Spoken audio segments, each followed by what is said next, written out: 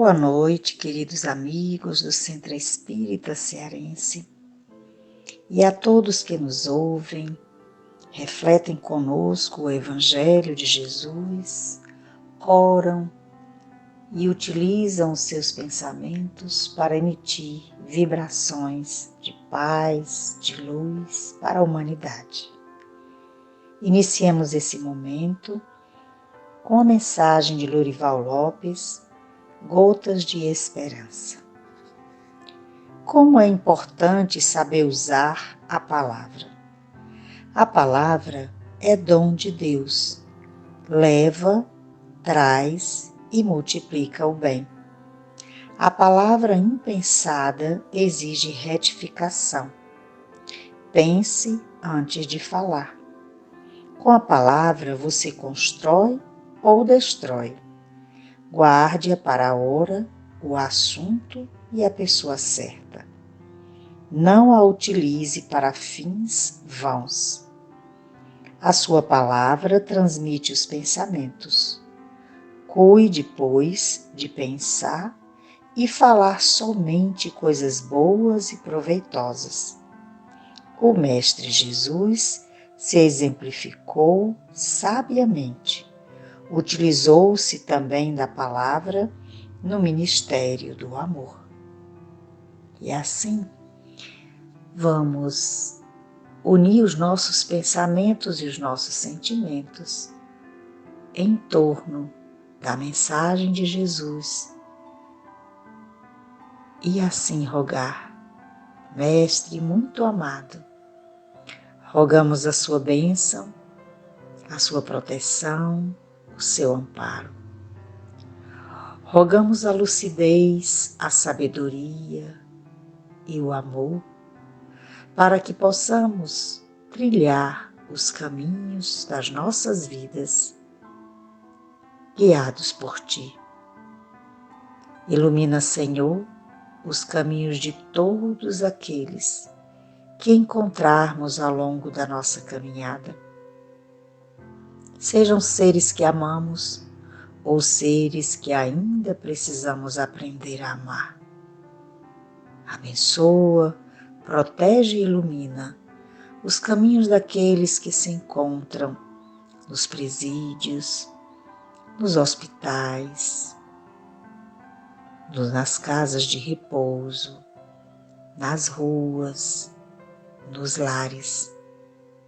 Abençoa todos, Senhor, e que possamos colaborar com a sua messe, com a sua obra, nesse mundo e no mais além.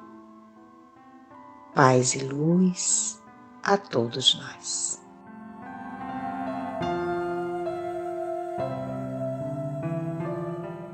O Evangelho segundo o Espiritismo. Introdução. Item 3. Notícias históricas. 1º ao 4º parágrafos. Para bem se compreenderem algumas passagens dos Evangelhos, necessário se faz conhecer o valor de muitas palavras nelas frequentemente empregadas e que caracterizam o estado dos costumes da sociedade judia naquela época. Já não tendo para nós os mesmos sentido, essas palavras foram com frequência mal interpretadas, causando isso uma espécie de incerteza.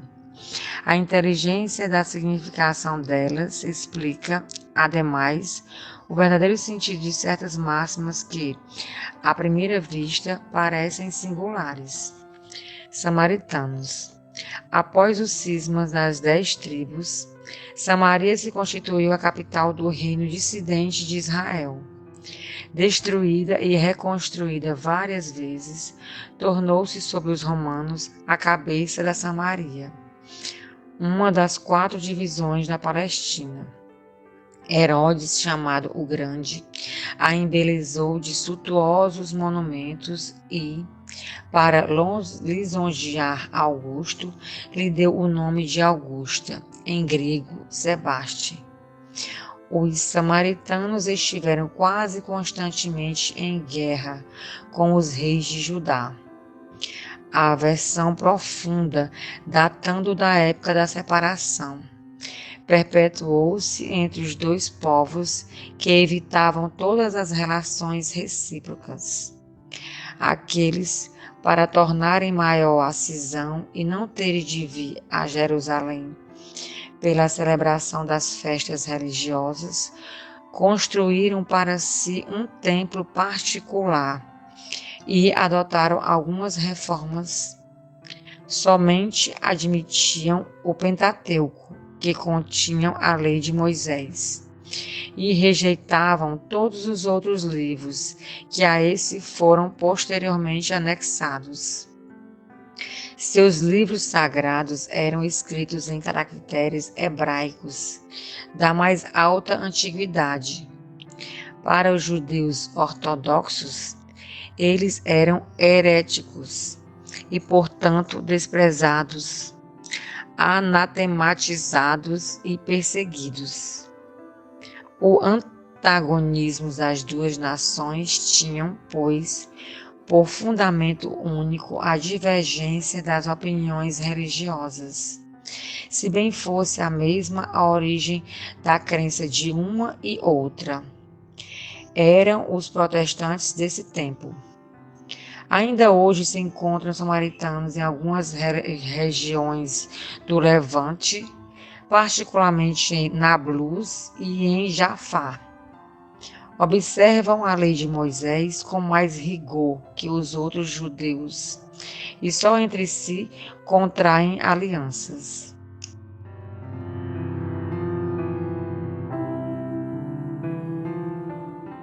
Meus queridos amigos, o texto organizado pelo codificador, muito bem explícito, não há muito o que comentar. Eu gostaria de acrescentar também que na obra Primícias do Reino, na mensagem número 9, a mulher da Samaria, a autora espiritual Amélia Rodrigues também nos traz excelentes referências sobre essa região e sobre esse povo específico. E acrescentar que a disputa se dava em torno dos samaritanos com o restante daquela sociedade à época de Jesus, sobretudo por questões de ordem religiosas, por esses preconceitos de ordem religiosas, por essas divisões. A reflexão que fica para nós com relação a isso, sobretudo quando nós vamos ver no Evangelho o encontro de Jesus com a mulher da Samaria e nas indagações que ela fazia, mas como pode tu, né?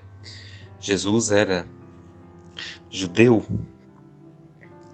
era da outra margem, né? Porque eles também tinham uma divisão fronteiriça. Jesus vai para aquelas regiões da Samaria. Mas veja a mensagem que Jesus transcende àquela mulher. Ele ia oferecer para ela a verdadeira água, a água da vida. A mensagem de Jesus, a mensagem do Evangelho, ela transcende essas questões de ordem filosófica ou ideológica e, sobretudo, religiosa. Então, os samaritanos, eu também gostaria, um exemplo que eu acho que dá para a gente entender aos tempos de hoje, por exemplo, dessas divisões. Os católicos romanos com os católicos ortodoxos são visões diferentes, aliás, são visões semelhantes, pontos de vista semelhantes da sua maneira de crer, de pensar, mas que tem algum entendimento ou desentendimento que diverge, né? Ao modo que os católicos ortodoxos têm como líder o patriarca de Alexandria, os romanos têm o Papa, que é o bispo de Roma. Naquela época, os samaritanos, eles tinham os seus costumes da religião judaica, porém, eles entendiam em alguns pontos diferentes. Eles também tinham um templo, eles também tinham uma liderança religiosa diferente do restante da sociedade daquela época, que o templo ficava situado em Jerusalém. Então essas disputas entre samaritanos, esse preconceito que tinha-se na época do Império, até porque para Roma isso pouco importava. A divisão era meramente religiosa. O Império governava toda aquela região, era dividido em pequenos reinos, e aí aquelas pessoas estavam sobre o mesmo poder governamental, digamos assim. É como a exemplo de hoje, na sociedade, né? O poder de governo era o mesmo, mas eles tinham essas diferenças que os separavam, né? E sobretudo o samaritano, o que nos dá a entender que era mais uma disputa de povos irmãos, porque eles nascem da separação das 12 tribos de Israel. Então eram povos irmãos que se separavam, como hoje também na sociedade. A gente tem grupos de pessoas que se distinguem por pensamentos diferentes, e às vezes o fato da gente pertencer a um certo grupo, a uma certa crença, faz com que a gente tenha esses preconceitos. O importante é que Jesus e seu evangelho está acima dessas ideologias e dessas diferenças, sobretudo religiosas. A proposta de Jesus não é tão somente de uma religião, né? É isso que a gente aprende também na mensagem com a mulher da Samaria. O seu evangelho é universal. Que nos sintamos abençoados por essas reflexões e que possamos agradecer a bondade divina por confiar em cada um de nós e nos dar sempre novas oportunidades de crescimento. Agradeçamos a Jesus por estar sempre conosco, por enviar mensageiros bondosos, benevolentes, para nos ajudar a pensar e a agir de maneira mais acertada. Agradecemos sempre, Senhor, por todos os benefícios recebidos, por todas as experiências vivenciadas, e que assim possamos, ao final desta reflexão, dessas orientações, rogar-te ainda, abençoa todas as águas, fluidifica e transforma-as em bálsamos curadores, e que assim possamos nos sentir encorajados, fortalecidos e dispostos para prosseguir nesta caminhada. Sê conosco, Jesus, hoje e sempre. Que assim seja.